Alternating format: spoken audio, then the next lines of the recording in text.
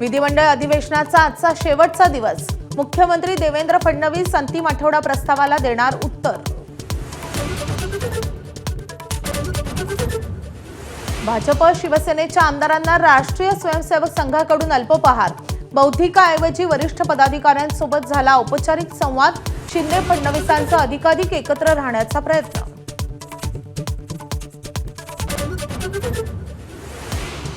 19 डिसेंबरला भारतात मोठा राजकीय भूकंप।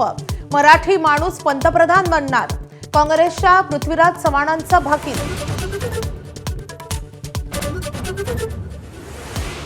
नवी मुंबईमध्ये सर्वसामान्यांसाठी घर घेणं झालं स्वस्त। लॉटरीपूर्वी सिडकोच्या घरांच्या किमती 10% घटल्या।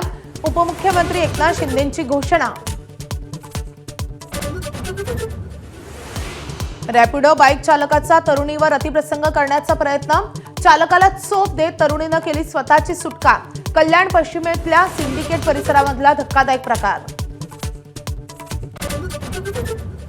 विधिमंडळात अनुसूचित जाती जमाती आणि मागासवर्गीयांच्या प्रश्नांना स्थानच मिळत नाही। राष्ट्रवादीच्या राजकुमार बडोलेंचा सरकारला घरचा आहे। चर्चेला आलेल्या 72 लक्षवेधींपैकी एकही मागासवर्गीयांची नाही, यावर ठेवलं बोट। SIRच्या विरोधात आज दिल्लीमध्ये काँग्रेसची मोठी निदर्शनं।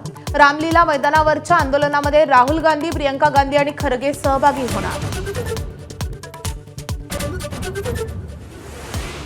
अमरावतीत सारंग राऊत या भाजप कार्यकर्त्याच्या घरात 200 मतदारांची नोंद असल्याचा काँग्रेसचा आरोप। सारंग राऊत अमरावतीमध्ये राहतच नसल्याची धक्कादायक माहिती।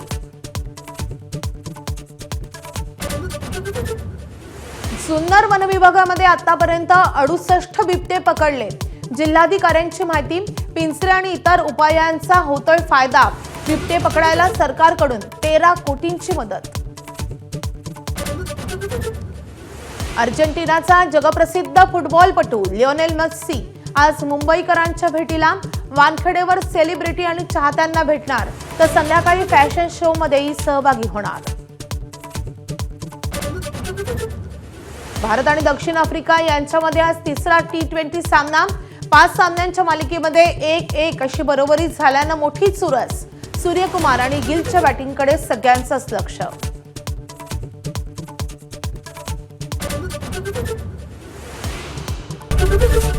ABP माझा, उघडा डोळे बघा नीट।